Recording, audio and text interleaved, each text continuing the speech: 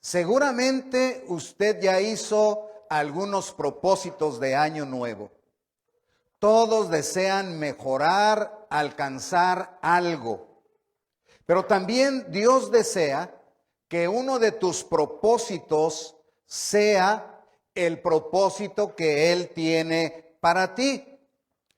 Dios quiere que seas un cristiano maduro, que te desarrolles de modo que vivas para su gloria y que seas útil para su reino. Dios quiere que seas como Jesucristo. Dios quiere que seas como Jesucristo. Romanos 8:29, vamos a leerlo. Dice así, aquí lo tenemos, dice, porque a los que, ¿qué?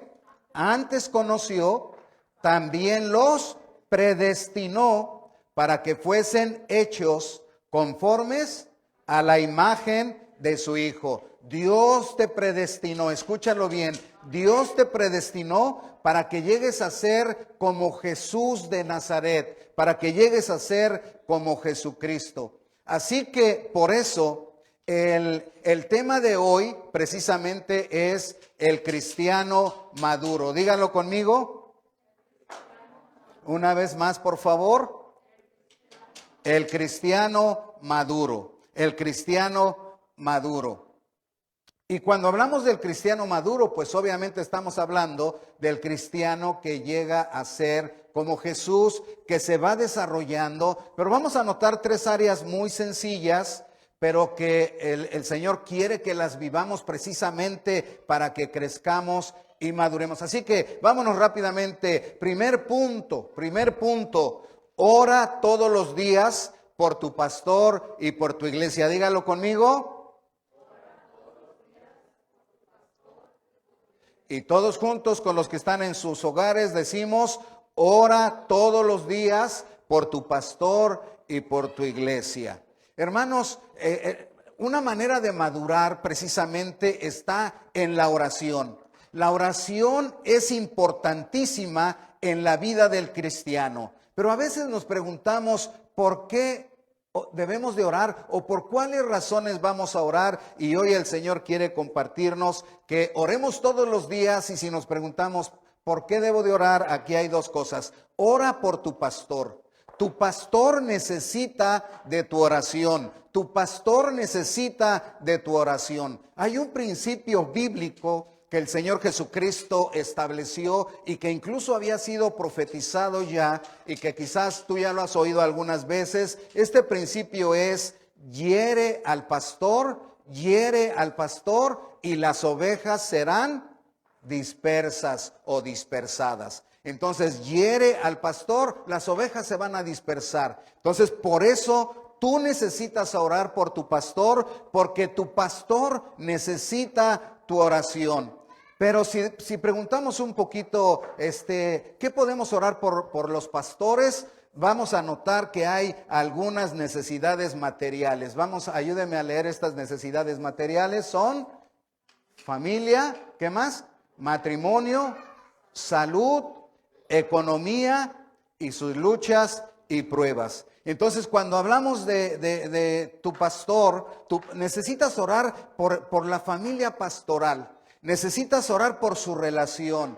Necesitas orar por los matrimonios, precisamente el matrimonio, de la vida matrimonial de tu pastor o de tus pastores. Es importantísimo. Hermanos, hoy por hoy hay una pandemia de divorcio en todo el mundo, y está entrando dentro de la iglesia de Cristo y está avanzando mucho más allá, y ahora tenemos muchos pastores que son divorciados. Entonces se requiere que la iglesia esté orando continua y constantemente por el matrimonio pastoral y por la familia pastoral. Pero entonces también oremos por su salud, que necesitan, oremos por su economía, que el Señor les provea todo lo necesario, y por sus luchas constantes y pruebas que enfrentan. Entonces vamos a orar también por sus necesidades. ¿Qué?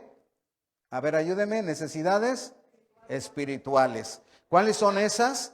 Santidad, poder para ministrar, llenura del Espíritu Santo, el ministerio y protección del maligno, de la crítica, del desánimo y de la depresión. O sea, estamos hablando en esta parte que tu pastor necesita que tú ores por él o por ella y que estés orando porque tenga una vida de santidad. Necesitamos pastores santificados, necesitamos pastores que vivan vidas ejemplares, vidas santas, consagradas al Señor, y cada día enfrentan la lucha como tú y yo podría decir que quizás aún mayor, precisamente porque el diablo quiere herir al pastor para que las ovejas sean dispersas. También tenemos que orar que el Señor dé poder para que ministren. Hermanos, esta obra no es una obra humana. La obra del Señor es una obra espiritual y se requiere un poder especial, un poder para ministrar. Tú necesitas orarle al Señor. Señor, usa a nuestros pastores con el poder de tu espíritu. Dales poder espiritual, que cuando hablen tu espíritu se manifieste, que cuando oren tu Espíritu Santo esté obrando. Bueno, que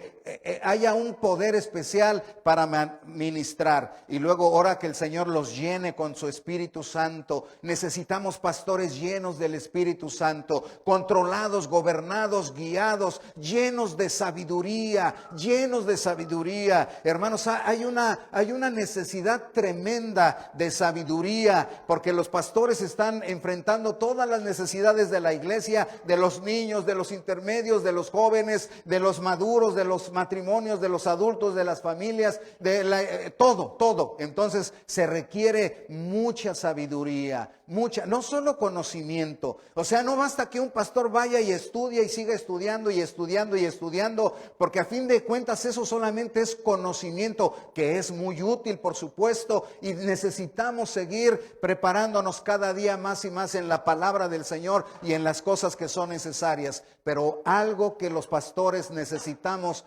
muy grande es la necesidad, es que Dios nos llene de sabiduría. Así que hay que orar por sabiduría para nuestros pastores. Y luego hay que orar en general por su ministerio, porque el ministerio que se enfrenta cada día es tan amplio, tan vasto, de consejería, incluso a veces tienen que convertirse en psicólogos, etcétera, etcétera, pero que el Señor sea el que llene la vida ministerial del pastor y entonces le esté usando para la gloria de Dios. Bueno, oremos por protección. El maligno siempre andará buscando hacer caer al siervo del Señor, a los servidores del Señor. El maligno siempre estará buscando traer desánimo en la vida de los pastores o meterlos incluso en depresión. Algunas veces oí que algunos pastores se sentían deprimidos y me causaba un poquito así como no es posible que el servidor del Señor pueda estar deprimido, pero bueno, algunas veces la obra es tan amplia, las necesidades son tan grandes, el servidor se siente tan pequeño ante la necesidad tan grande de la obra y de la iglesia del Señor, y luego el ataque del maligno, y luego las cosas que son desanimantes. Y sí creo entonces que algunos pastores pueden pasar por depresión, pero lo importante es que la iglesia esté orando por el pastor. Mire, vamos a leer Hechos 12:5, dice: así que Pedro estaba custodiado en la cárcel, pero la iglesia hacía sin cesar oración a Dios por él. Se oye maravilloso, hermanos. Me fascina la palabra del Señor, y esta parte que está aquí me encanta porque muestra eso que estamos hablando. Ora por tu pastor, ora por tu pastor. Pedro estaba encarcelado, pero la iglesia hacía oración sin parar, sin cesar, sin detenerse, continuamente oraba por él. El resultado, hermanos, cuando leemos la Biblia, es que Pedro fue liberado milagrosamente de la cárcel porque la iglesia oraba sin cesar por él. Así que ora por tu pastor o tus pastores. Bueno, pero también necesitamos orar por la iglesia, Tu iglesia necesita de tu oración. Ora entonces por los matrimonios. Ora por los matrimonios. Ora por familias llenas del Espíritu Santo, por familias unidas, por familias prósperas. Una vez más tengo que decir que necesitamos orar por los matrimonios. Los matrimonios, por favor, ruega cada día al Señor por ellos y ora por las familias. Se requiere hoy más que nunca que los matrimonios recuperen su vida y que las familias recuperen su vida familiar. Se recuerda cuando empezó la pandemia y empezamos a notar qué es lo que Dios quiere decirnos con la pandemia, y nos estaba queriendo decir el Señor: necesitamos recuperar la vida familiar verdaderamente. Oremos por familias unidas, por familias prósperas, por familias llenas del Espíritu Santo. Oremos por una juventud, hermanos, consagrada, una juventud entregada a Jesucristo, una juventud libre de vicios. Oremos que nuestros jóvenes, nuestros intermedios estén entregados a Jesucristo. Oremos que sean libres de vicios, que no haya joven cristiano que esté atado por un vicio, porque Cristo Jesús vino precisamente a salvar, a liberar, a librarnos de Satanás, del pecado. Así que oremos por una juventud libre de los vicios y consagrada al Señor. Oremos por nuestra niñez, hermanos. Oremos que nuestros niños conozcan a Dios desde pequeños. Instruye al niño en su camino y aun cuando sea grande, dice, no se apartará de ese camino. Así que oremos que nuestros niños conozcan a Dios. Oremos que nuestros niños escuchen, que nuestros niños sean libres de abuso físico. Que nuestros niños sean libres de abuso verbal, que nuestros niños sean libres de abuso sexual, que nuestros niños sean guardados en las manos poderosas del Señor, y que dé una dirección especial a los padres para que podamos cuidar de nuestros niños. A Dios sea la gloria. Mire, vamos a leer precisamente para ya terminar este punto. Vamos a leer Efesios 6, 18 y 19. Si está por ahí, vamos a leerlo. Dice: orando en todo tiempo, con toda oración y súplica en el Espíritu, y velando en ello con toda perseverancia y súplica. ¿Por quiénes? Por todos los creyentes, por toda la iglesia, pero además, y por mí, a fin de que al abrir mi boca me sea dada palabra para dar a conocer con valor y esfuerzo el misterio o el evangelio de Jesucristo. Entonces, en este versículo se encierra: oremos con toda petición, con todo ruego, etcétera. Oremos por la iglesia y oremos por nuestro pastor. Así que el primer punto es: ora todos los días por tu pastor y por tu iglesia. Segundo punto, ayúdeme a leer, dice: lee un capítulo diario y medítalo. Otra vez.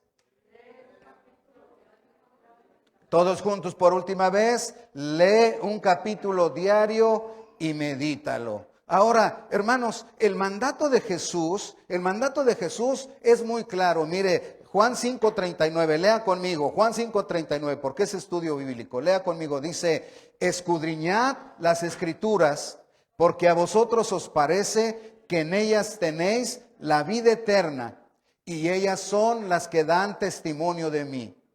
Ese es el mandato del Señor. Dice: estudien cuidadosamente las Escrituras.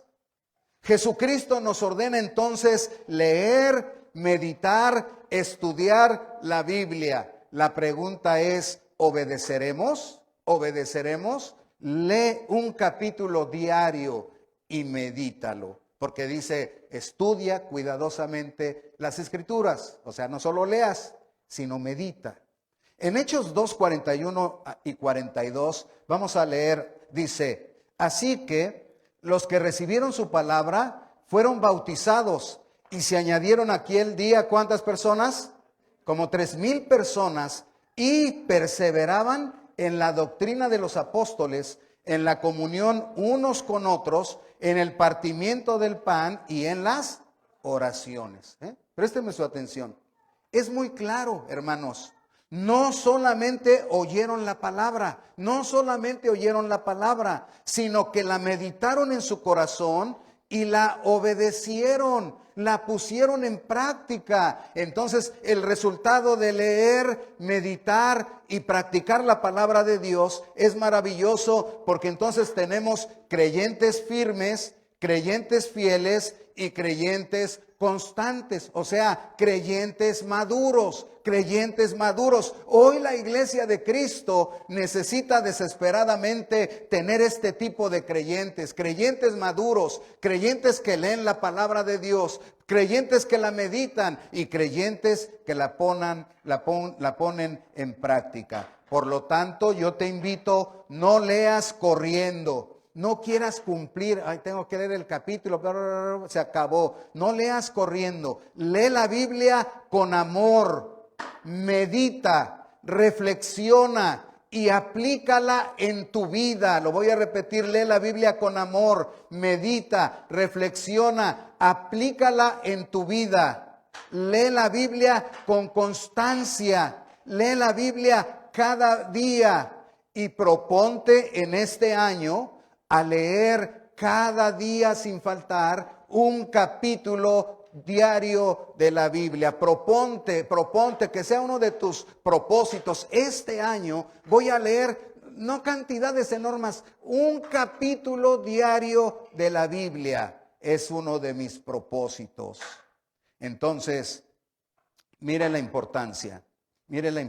Vamos a ver, la Biblia es, ¿por qué debemos de leer la Biblia? Mire, la Biblia es el alimento espiritual del cristiano. Repítalo, dice, la Biblia es, última vez, la Biblia es el alimento espiritual del cristiano. Y Mateo 4:4, el Señor Jesucristo nos dice de la siguiente manera. Jesús respondió y dijo, ¿qué? Escrito está. No solo de pan vivirá el hombre, sino de toda palabra que sale de la boca de Dios. Qué importante para el cristiano. Es el alimento espiritual. No pases hambre, no seas un cadáver. Luego, la Biblia es fuente ¿de qué?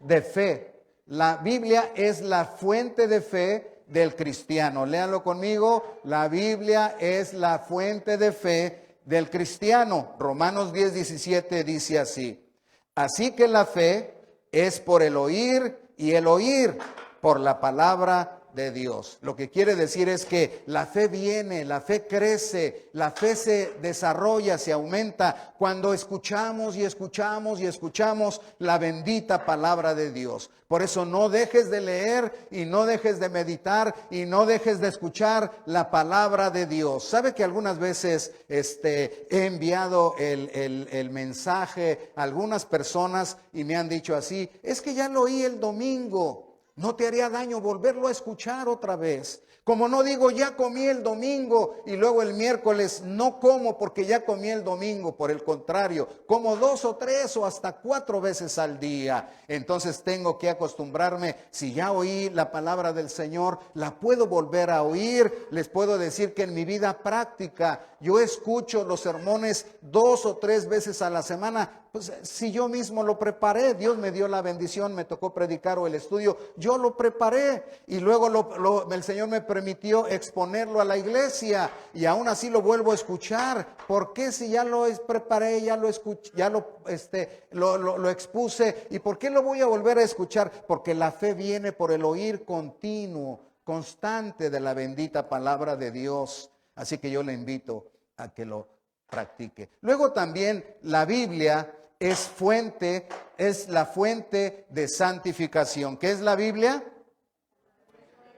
La fuente de santificación. La Biblia es la fuente de santificación. Qué importante, hermanos, en nuestra lucha contra el pecado, en nuestra lucha contra la carne, en nuestra lucha contra Satanás. A veces decimos, es que caigo, es que volví a fracasar, no sé, yo tengo el deseo de entregarme, tengo el deseo de cambiar, pero estoy cayendo y cayendo. ¿Qué es lo que pasa? Escucha, tal vez una de las razones es no te has empapado de la palabra de Dios, no te has llenado de la palabra de Dios, solamente tienes deseos, pero no estás comiendo, no estás llenándote de fe, no te estás santificando por la palabra de Dios. Mire lo que dice el Señor Jesús en Juan 17, dice, Jesús oró al Padre, ¿qué?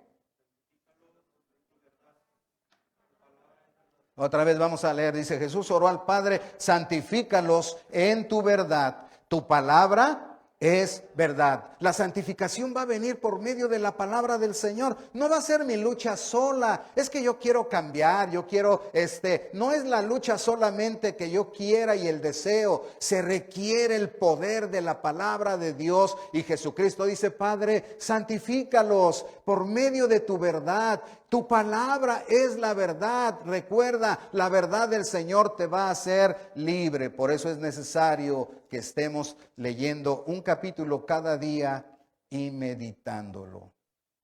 Así que yo le invito que cada día obedezcamos al Señor y a través de la lectura diaria, el Señor va a producir cristianos maduros, creyentes firmes, fieles y constantes. Tercer punto y estamos terminando. Tercer punto, dice, asiste fielmente a los cultos. Otra vez, asiste fielmente a los cultos. Última vez, asiste fielmente a los cultos. Entonces, en el primer punto o la primera parte de esta explicación es, hermanos, debemos perseverar en la asistencia al culto. Debemos perseverar en la asistencia al culto. Diga, persevera en la asistencia al culto. Bueno, más bien dígaselo a alguien. Persevera en la asistencia al culto. Ahora déjeme le digo qué significa perseverar. Perseverar significa mantenerse firme y constante. Firme y constante. Algunas veces uno dice, por ejemplo, este año yo quiero asistir con fidelidad. Empezó el año, un domingo, 2 domingos, al tercer domingo, pum, ya se cayó. Luego el tercero, el cuarto se cayó y así empezamos. Y ya después, entrados a unos meses, vamos a decir, yo quería leer la Biblia y no lo he podido hacer. Yo quería asistir al culto y no lo he podido hacer. Persevera, no te rindas, mantente firme y constante. Vamos a la Biblia. Hechos 2:46 dice, y perseverando unánimes cada día en el templo y partiendo el pan en las casas, comían juntos con alegría y sencillez de corazón. Pero lees lo que dice, se mantenían unidos, se mantenían firmes, se mantenían constantes, asistiendo diariamente al templo para el culto, asistiendo diariamente al templo para el culto. Fíjese la diferencia entre la iglesia del primer siglo y la iglesia de nuestro siglo XXI. Hace 21 siglos, cuando la iglesia, después de que Cristo ascendió a los cielos y les fue enviado el Espíritu Santo, dice que perseveraban, se mantenían firmes y asistían todos los días al templo. Todos los días asistían al templo. Ahora asistimos 2 veces a la semana. Y al contrario de aquel entonces, tenemos que no se persevera, no hay una constancia en este punto. ¿Cómo podremos ser maduros si en esto tan básico no hay perseverancia? Y por eso una de estas partes del cristiano maduro es asiste fielmente a los cultos. Bueno, asiste tú, asiste fielmente a los cultos, pero también cuida que toda tu familia asista. Dales un buen ejemplo de asistencia fiel. Déjeme decirle esto. Gran parte del futuro espiritual de tu familia dependerá de su fiel asistencia al culto. Escúchelo. Gran parte del futuro espiritual de tu familia dependerá de su fiel asistencia al culto. Así que vamos a escuchar la palabra del Señor. Por lo tanto, quisiera decirte, no dejes de congregarte. Escuche esto. En el Antiguo Testamento, el pueblo de Israel tenía el mandamiento de guardar el día sábado. Era tan importante, hermanos, era tan importante que el que no guardaba el sábado era castigado con la muerte. Tú lo has leído, y si acaso no lo has leído, bueno, sí lo tenemos aquí. Mire lo que dice Éxodo 31:15. Vamos a leerlo. Dice: 6 días se trabajará, mas el día séptimo es día de reposo. ¿Y cómo es? Consagrado a Jehová. Cualquiera que trabaje en el día de reposo, ciertamente morirá. Ah, caray. Esas palabras como que me hacen reaccionar y pensar, y la gente inmediatamente dice: ¿por qué Dios puso algo así como eso? Porque Él es el Señor y Él es el Rey. Y porque Él tenía su nación, su pueblo, lo libertó con mano fuerte y brazo extendido, les dio cantidad de milagros y les regaló sus mandamientos para que les fuera bien en la tierra que iban a entrar. Entonces les ordena: van a guardar el sábado. Y para que vean lo importante que es, dice: el que no lo guarde, ciertamente morirá.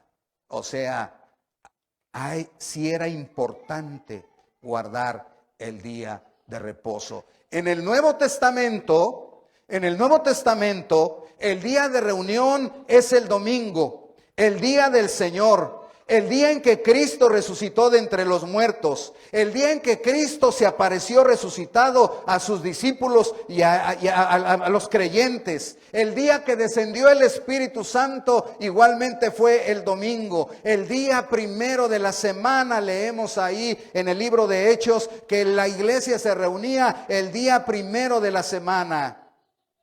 El día que espera el Señor que nos congreguemos como iglesia para adorarle. Cuidado, hermano, no faltes, no faltes. Es verdad que no hay una parte como en el Antiguo Testamento que sea tan fuerte, pero eso no quiere decir, porque ahora el Señor no nos guía bajo la ley, sino bajo la gracia, y Él espera que la reacción de amor no tenga que decir es un mandamiento y el que no lo cumpla morirá, sino Él espera que diga: el que es salvo por la gracia del Señor, el que recibió a Cristo y el perdón de los pecados y la vida eterna, el que recibe los cuidados cada día y las bendiciones eternas del Señor, que diga con amor: yo me congregaré cada domingo, el día del Señor, para adorar al que vive por los siglos de los siglos. Si alguien lo cree, diga amén. Iglesia de Cristo, te invito que este año lo hagamos mejor. Ten cuidado. No faltes por reuniones familiares, porque entonces le decimos que la familia es más importante que el Señor. No faltes por cansancio, porque te garantizo que si te invitaran a una reunión o algo, un juego o algo, estoy seguro que irías. No faltes por negocios, porque los puedes hacer en toda la semana y los puedes hacer después del culto, pero no dejes que haya esos pretextos que el diablo te ponga: es que tienes que hacer este negocio, el culto dura 2 horas. No pudiéramos honrar al Señor separando antes del culto y después del culto, porque el culto pertenece al Señor para gloria y honra de Él. Yo te invito a que lo hagamos. Deja los deportes no para ese momento. Deja que no te saquen los placeres o las amistades, o como algún día les dije yo, las enfermedades curiosas. Las enfermedades curiosas, porque uno se enferma, el culto es a las 11:30, uno se enferma a las 11 cuando ya íbamos a salir. Ay, este dolor es incurable. Quédate.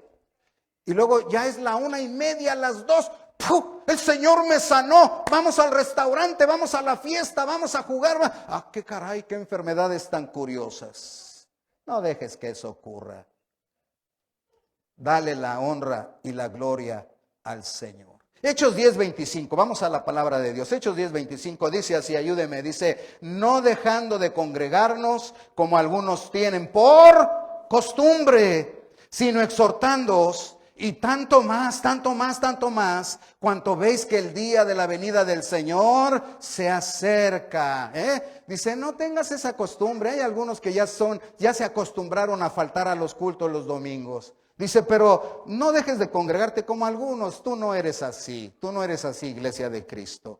Dice, sino más bien viendo que la venida del Señor se acerca, viendo que esta pandemia realmente nos ha causado un cambio en nuestro pensar acerca de Dios. Sí, ha logrado el Señor al permitir esta pandemia que reaccionemos. La muerte y la vida es un abrir y cerrar de ojos. ¿Qué ocurriría si el Señor me llamara tan pronto? ¿Cómo estaría mi vida? Pero yo no quiero pensar en eso, sino más bien quiero pensar que cuando el Señor regrese, si todavía estoy de pie, me halle ocupando el lugar y me halle glorificándolo y me halle viviendo para su gloria. Así que yo te invito que separes con amor, como una cita de amor, esas 2 horas, que solamente son 2 horas, que las separes, las consagres para el Señor, y que entonces así vayamos madurando.